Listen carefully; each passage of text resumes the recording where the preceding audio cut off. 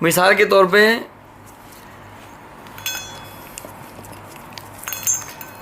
पर आवर्स में हमें 5 ml देना है, तो ये हम 5 ml पे आ गए।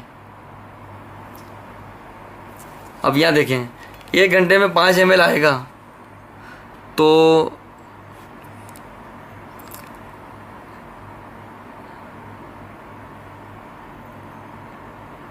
इसमें थोड़ा टाइम लगेगा क्योंकि वो 1 घंटे के हिसाब से 5 ml ड्रॉप सेट करेगा।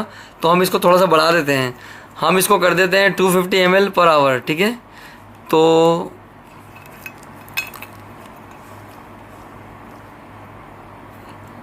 ये 250 ml पर आवर अब 250 ml 1 घंटे में जाएगा। तो ये देखें ये इसमें आना शुरू हो गया। ठीक है, ये देखिएगा